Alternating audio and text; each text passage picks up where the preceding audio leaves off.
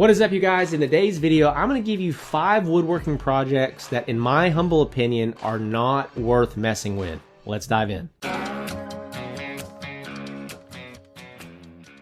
What is up, you guys? As always, welcome back to the channel. Welcome back to the podcast. I'm your host, Zach Vaught, and I'm super glad that you're spending some time with me today to learn what woodworking projects are not worth your time. What do you need to avoid as you are starting your woodworking business or your furniture business? What are the things that you need to just not even mess with, right? Because a lot of times when you're trying to get some footing, you're trying to figure out what to do, you'll build anything and everything. I was there, I did that, and it didn't work out for me. So how do we find the projects that are not worth our time, not worth our energy, and avoid them like the plague? And what are the ones that are worth your time, that are worth your energy? And so in this video, I want to walk you through things, in my opinion, again, this is my opinion, this is not the gospel truth, but things in my opinion that you should try to avoid. Now, number one, let me say this. If you are a hobbyist woodworker that is not in this to make money, you can do whatever you want to do. Okay, now if you are a woodworker or a custom furniture business owner that's trying to make money, these are the 5 things you should avoid.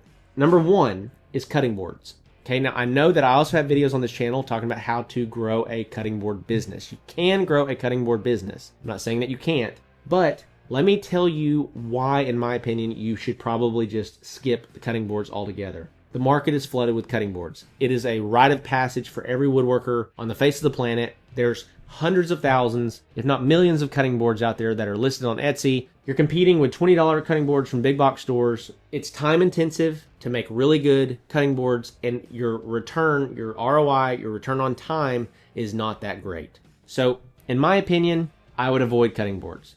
Okay, number 2 are small trinkets and coasters. So this is, again, one of those things where when I look at my return on time, my return on investment, I just don't love what I see. Okay, they're fun, they're easy to make, but they don't scale. Buyers always expect small items to be cheap items. That's not what we want. Okay, you're going to spend hours making $5 to $10 to $15 to $20 items, and you're going to burn out quickly trying to move volume. And that's the only way that you're going to make a lot of money. And so let's say that your goal is to bring $10,000 a month in top line revenue. You want to make $10,000 a month before all your expenses. Well, if you're selling $10 items, you got to sell 1,000 items. You got to get 1,000 people to say yes, or you got to get 500 people to say yes to 2 items, or you got to get one person to buy 1,000 of them at once, right? But you have to sell 1,000 units of something. That's if you're selling $10 items. Now, let's say you're selling $2,500 items, aka dining table sets, so on and so forth. You only got to sell 4. You only got to get 4 yeses. Okay, the hardest part in business, in my personal opinion, is getting somebody to say yes. Whether you're selling a $200 item or a $2,500 item, people still go through the same mental process to saying yes. Do I need it? Do I like it? Do I trust the person selling it? They're still working that same process. So what I want to do is I want to make every yes that I get as valuable as possible. So I want to sell expensive things, right? That's going to allow you to hit your financial goals way, way, way faster, okay? But back to our list, small trinkets, coasters, I would avoid them. Number 3, wine racks and bottle holders. Why should you avoid these? Well, everybody makes them. Again, this is kind of somewhat of a rite of passage. Everybody has made one of these at some point. They don't solve a meaningful problem, and you can't really get more than anywhere from about $40 to $60 out of them, right? Another big issue here is just a lot of times they're kind of shaped funny. They're weird. Shipping is a little weird. I don't think it's worth your time or your energy to focus on it. Number 4 is basic birdhouses. Birdhouses, I'll be honest with you, can be a lot of fun to build. They're fun, they're unique. And again, if you're not trying to make money, it can be a super fun thing to do, especially like bring in kids, grandkids, have them help build with you. But if you're trying to make money, this isn't worth your time, again, because of the return on time, the return on investment. They're a classic beginner project, which means tons of competition, no brand differentiation, and minimal profit margins, okay? We don't want to spend our time building those types of products. And then lastly, number 5 is wall art and signs. Now, if you can really niche down and find a niche or niche, depending upon who you are, I always get roasted in the comments for how I say niche or niche. You find people that say it one way, you find people that say it another way. Tomato, tomato, potato, potato, okay? But if you can find a really great niche to focus on, you can maybe make some headway. But there's a lot of competition in wall art and signs. It's also a very subjective market. So what might be in this month, it might be out next month, okay?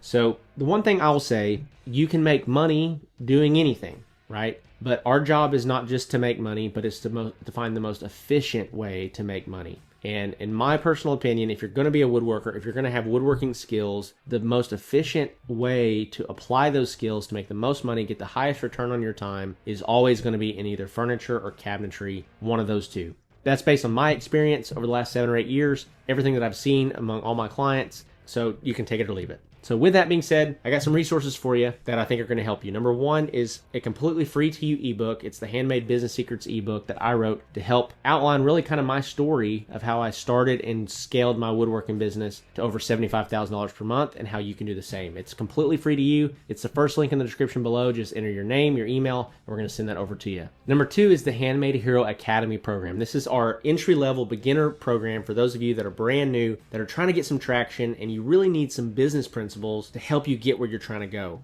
Maybe you are a good woodworker, but you don't know anything about business, about testing products, about building a website, about running ads, or anything like that, but you want to start learning. This is the best place I can send you because it's a low-cost program that's really going to help you grow at your own pace, okay? And again, I say this every time, but if you sell one product, one high-ticket furniture product as a result of what you learn there, it's going to more than pay for itself. And then lastly is the Woodworking Business Accelerator program. If you're trying to scale to another level, you're trying to get to $20,000, $30,000, $40,000, $50,000, check out the Woodworking Business Accelerator program. We've got clients all over the US and Canada that we're currently working with, and we're helping them hit new heights. We got one client that at the time of this recording, today is the 20th, as of the 19th yesterday, he broke his all-time sales record and he's done $37,000 in sales this month in the first 19 days of June.